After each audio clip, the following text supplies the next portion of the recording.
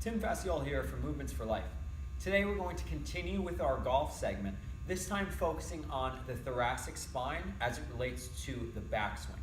The big thing we want to focus on when focusing on the backswing as it relates to the upper thoracic cage is we have to separate out my right pec opening and my left rhomboid opening. If I can open my anterior capsule here, but I can't get my posterior capsule to close, I might end up with a resultant effect that doesn't really get us all the way there. So we want to isolate out, so you can use this as both an assessment and as an exercise.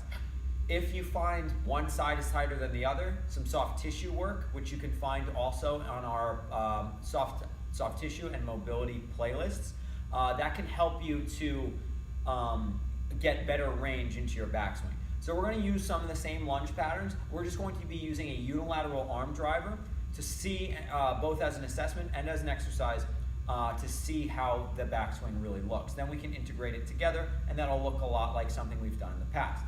So starting out, I'm going to step back with my right foot. So we're feeding in some of what we did last week, addressing the left front butt as it allows for rotation to the right. So if I start out, I'm stepping back and I'm just using a single arm driver and I'm seeing how well can this arm go into this right rotation. If I end up kind of getting stuck here or I end up rotating, I'm almost handcuffed by that shoulder, it's going to create problems in the swing. So that would be one.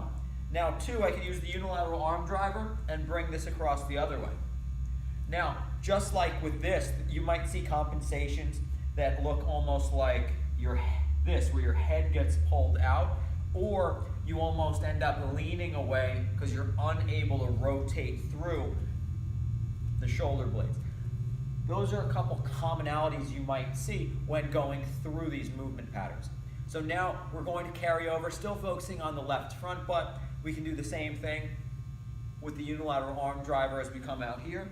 If I cannot get through this right pec and we've already cleared the left hip, we know it's something that's happening up here.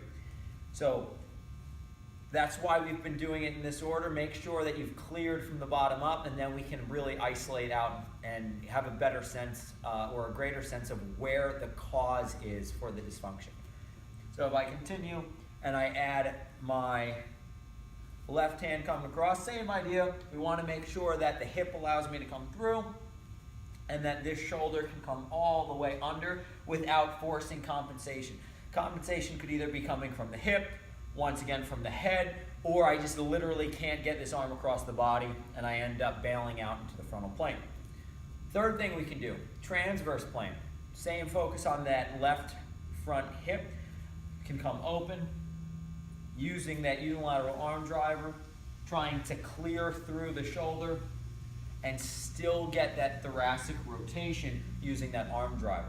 If I do the same thing on the other side, I can come all the way through. Can I keep my head relatively in? Want to make sure I'm not bailing out either this way or leaning really hard back to try and get that to rotate through. Utilizing the single arm driver can help you isolate out and identify where the dysfunction is occurring. That can guide you into further soft tissue work and mobility drills to further help your golf swing. Try those out. Ask any questions if you have.